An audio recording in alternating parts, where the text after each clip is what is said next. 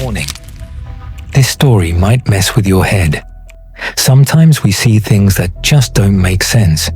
Strange shapes, weird shadows, or objects that don't belong. The internet goes wild, and everyone's left with the same question. What was that? Is it just some regular tech we don't understand yet? Or are we missing something bigger? Today's story has people completely confused. And honestly, it's not hard to see why.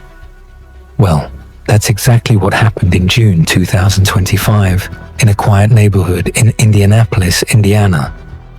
People who had just woken up after a wild thunderstorm were shocked to see something that looked like it came straight from a sci-fi movie. It was big, it was shiny, it was strange, and no one had any idea where it came from. Let's break this down piece by piece, because this isn't just a news story. It's one of the most mysterious real-life events of the year, and it still has people talking. It all began during a strong thunderstorm. The wind was powerful. Gusts were blowing at up to 65 miles per hour. Trees were shaking. Trash cans were flying. But no one expected what came next. Somewhere during that stormy night, while everyone was sleeping, a giant white sphere, about 10 feet wide, appeared out of nowhere. It looked like a huge metal ball or some kind of high-tech escape pod. But here's the crazy part. It didn't crash. It didn't cause damage. It just sat there, peacefully, half on the sidewalk, half on the street.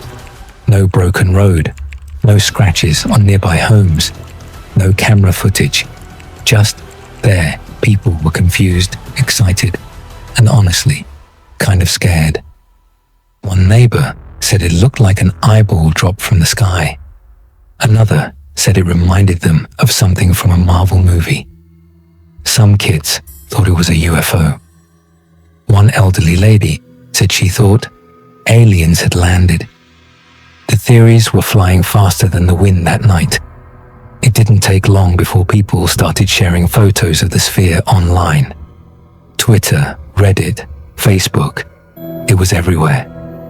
Some believed it was a military weapon that went off course, a space satellite that fell during orbit, a secret government project gone wrong, or even a message from aliens. Comments flooded in like crazy. Everyone had a theory, but no one had a solid answer. One person joked, "I think Iron Man lost one of his spare suits." Another said, "It's giving Death Star vibes." Even with jokes, deep down people were still uneasy. What if this wasn't a joke at all? Soon after, the mystery seemed to be solved, or so they said. Investigators announced that the mysterious white sphere was not alien. It was something called a radome. What's that? A radome is a fiberglass dome used to cover radar or communication equipment. It protects antennas from weather without blocking signals. You'll find them at airports, on planes, even on ships. But the big question was, where did it come from? Authorities traced it to a defense and aerospace company called V2X, located just about a mile from where the dome was found. V2X said they had been storing the radome outside, and during the storm, the winds likely picked it up and carried it away. They claimed it wasn't alien or dangerous. Their spokesperson said, "It's a weatherproof radome. It got turned over and caught in the wind."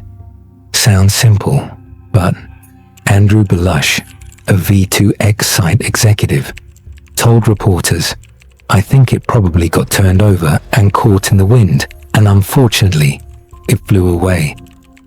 We're really thankful no one got hurt or anything.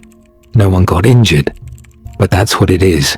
I can confirm it's not an alien satellite or an alien spaceship." Still, people weren't convinced. I mean, seriously, a massive white sphere just takes flight like a balloon and lands perfectly.